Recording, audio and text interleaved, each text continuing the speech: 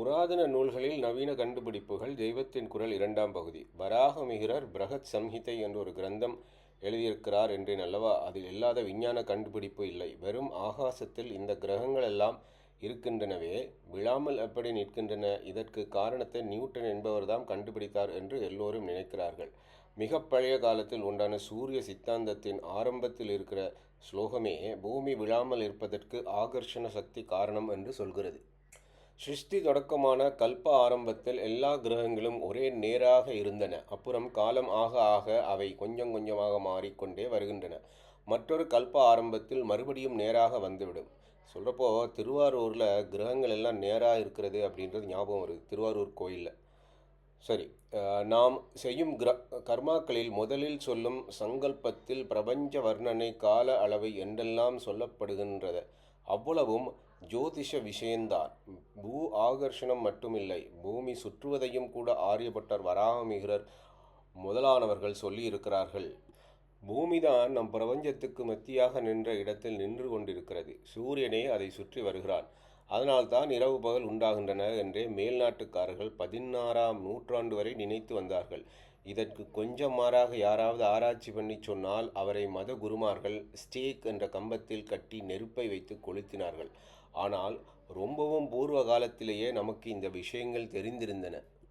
இப்போது நாம் எந்த மதஸ்தர்கள் விஞ்ஞான சாஸ்திரம் வளர முடியாதபடி விஞ்ஞானிகளை ஹெரட்டிக் என்று சொல்லி கொளுத்தினார்களோ, அதே மதஸ்தர்களோடு சேர்ந்து கொண்டு இந்தியாவில் சயின்ஸ் வளராததற்கு காரணம் இந்து மதம்தான்.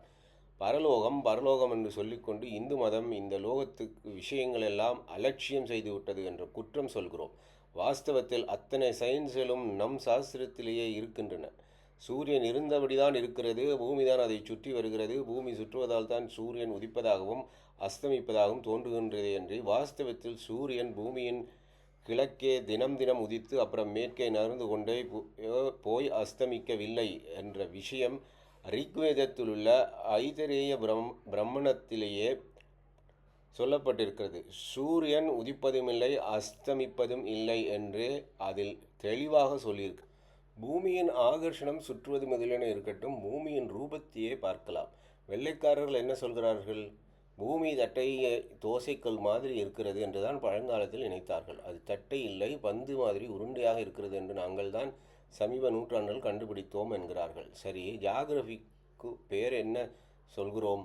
பூகோள சாஸ்திரம் என்கிறோம். பூசாஸ்திரம் என்று சொன்னாலே போதும். ஆனாலும் பூமியானது கோளாக, அதாவது உருண்டையாக இருப்பது நமக்கு ஆதி காலத்திலேயே தெரியும் என்று தெரிவிப்பதற்குத்தான் பூகோளம் என்று சொல்லியிருக்கிறது. யூனிவர்ஸ் எனப்படும் சகல நட்சத்திர லோகங்களும் உட்பட்ட பிரபஞ்சத்தை பிரம்மாண்டம் என்கிறோம். பிரம்மனால் படைக்கப்பட்ட அண்டம் அது. அண்டம் என்றால் என்ன தெரியுமா? கோழி முட்டை.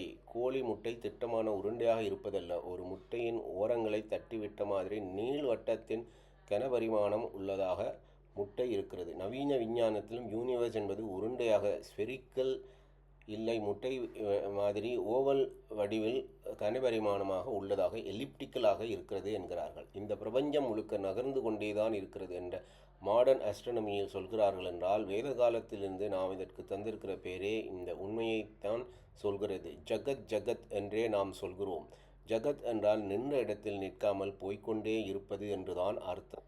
அரபிக் நியூமரல் என்று சொல்கிற 1, 2, 3, 4 இலக்கங்களுக்கு இந்தியாதான் மூலமான தாய் வீடு என்று இப்போது மேல்நாட்டினர் கண்டுபிடித்திருக்கிறார்கள். சைபர் என்பதே இந்தியாவிலிருந்து வந்ததுதான் என்று மேல்நாட்டு அறிஞர்கள் சொல்கிறார்கள். இது தெரிய வந்ததால் தான் கணித சாஸ்திரம் பூரண ரூபம் பெற முடிந்தது என்கிறார்கள். சைபர் வந்தது மட்டுமில்லை, எந்த இலக்கத்தை சைபரால் வகுத்தாலும் இன்ஃபினிட்டி, அனந்தம் வருகிறது என்ற சூக்ஷ்மமான கணித உண்மையையும் பாஸ்கராச்சாரியார் சொல்லி அதை பரமாத்ம தத்துவத்தோடு சேர்த்து தம் கணித சாஸ்திரங்களின் மங்கள ஸ்லோகமாக கூறுகிறார்.